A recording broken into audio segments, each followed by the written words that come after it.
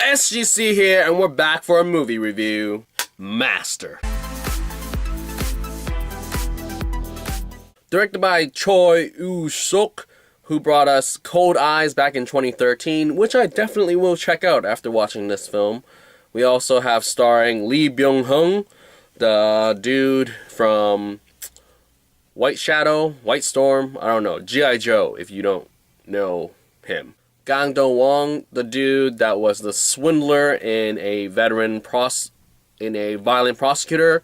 And lo and behold, we also have Kim Woo-bin, who I just finished watching in 20. So it's just great fun to see two returning actors from two movies that I recently watched.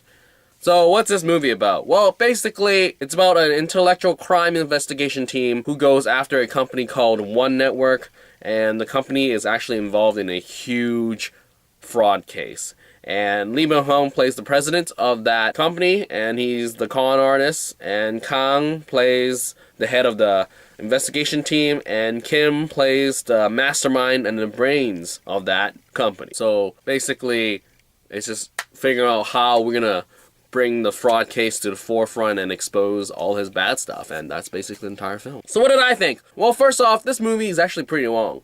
It's 143 minutes, and definitely there is a part 1, part 2 sort of pacing, in the sense where Kim and Gong sort of work together, because Gong has sort of blackmailed Kim for him to work with him, and then they try fixing things, and then something happens, and then it leads to the second part of the story. And I actually enjoyed how there's clear distinction between part 1 and part 2, and it definitely makes me wonder if these parts could have been standalone films, and if you fluffed it up more, I feel like each part could have been a standalone, and I'm so glad they didn't, because sure, it's a lot packed into 143 minutes, but I think it does a better job portraying and sort of showcasing the actors' sort of chemistry, their sort of ability, versus breaking it down and making it like hang on to a cliffhanger at end of part 1, and then part 2 is a whole different thing.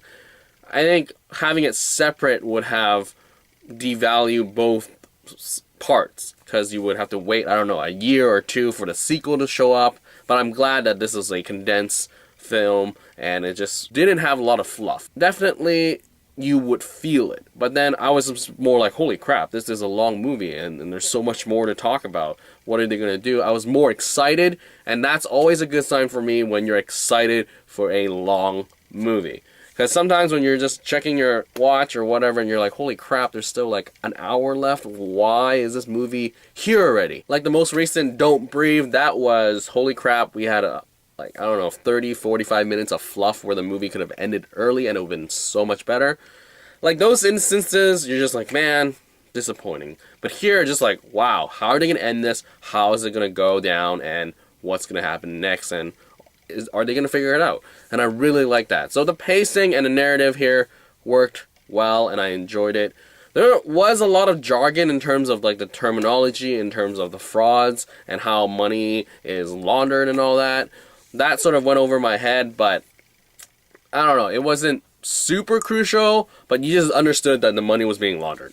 And I definitely enjoyed the whole sort of insider thing where Kim was reluctant, and then later on he's just like, holy crap, if I don't help him, someone's going to figure it out. I'm the traitor. I'm going to die anyway type of thing. And it's just like, what am I going to do now? And I enjoy that. Also, we have Dal-su, who I think this is probably the worst role I've seen him in, as in he didn't bring too much to the table. But I mean, he is a very, very supporting cast, as he shows up in the latter half of the movie as a prosecutor who is involved in everything. And he definitely didn't steal the show, so that was great, because, I mean, you have your 3 leads already. For him to, like, really do his Dal-su sort of thing, it would have been really like, whoa, what's going on? Is he, like, a main player now?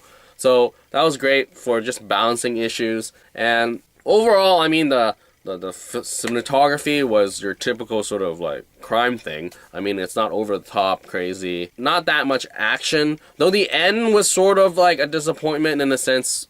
Not a disappointment, but just sort of like, oh. Whereas it's the whole hero running forward despite the fact that he has like a whole squad of like support, but for some reason he can run down the alley all by himself, and for the next 10 minutes he's all by himself. What happened to the squad? Like, did they just, break for coffee or something? So definitely that was like a bummer. Sort of wish it was more of a organic sort of pursuit. Like, I mean, sure, it made it more epic, but then it just doesn't, like, well, dude, you had backup. Or, like, every danger you're putting yourself into is redundant, because you wouldn't be in this situation if you just waited. Or not even waited, if those people just, didn't take coffee and went with you type of thing. So that was like, ugh. And then it got really action-y at the end, and it was just like, whoa, very contrasting to the rest of the movie. But overall, I was like, interested the whole way just to see how they're gonna catch Lee in his schemes and all that, and definitely seeing who's gonna backstab each other, because that was a sort of a arc. I think for me, if that arc was bigger, maybe if the bad guys had more people to be like, ho, are you gonna stab my back type of thing, I think that would have been more tension, because I felt all the tension was always when the cops were almost there but not. And whereas the bad guys, you have Lee, Mother Kim, and another Kim. And it was just the three of them being the sort of the head honchos of the company. And it wasn't very convincing in that sense.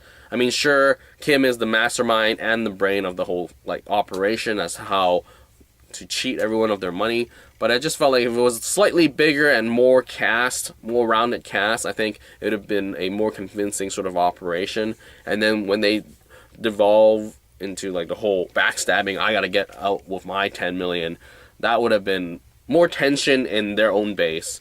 Whereas the tension was always just like, oh, I need to get money, and then there's like another woman in Korea that could help me but might not, I don't know what to do. And then, yeah, I sort of felt like more inner conflict would have been more persuasive in his cause. And definitely at the end, there was that twist where it's just like, oh, you thought that, but, well, we did that, was kind of a cheap shot. But then again, I think it's realistic, as in, criminals always think they have the upper hand because of all their connections, but, cops sometimes, they do have their own connections. But overall, I enjoyed Master. It was definitely a change to see Lee play in this role, because I haven't seen him in this role before. I mean, I don't actually see him in many roles. I mean, there's the G.I. Joe, and, like, I Saw the Devil, and that's basically it. I mean, I gotta watch his other stuff where he's, like, a king or something, so that looks cool. But overall, I mean, everyone had good chemistry. Cinematography was like, standard crime thriller. I don't even know if it was a thriller. But crime movie. And pacing was interesting. Very interesting to use the part 1, part 2 type of thing. And it carried well. Enjoyed it. Check it out. It is currently, since February, the 32nd most highest box office gross in Korea. So 30 seconds, not bad. I mean, like, the Admiral is #1 forever now. But anyway, so that's it for this movie. If you have seen Master, leave your comments down below, and I'll get back to you as soon as possible. And that is it for this movie review for Master. Out!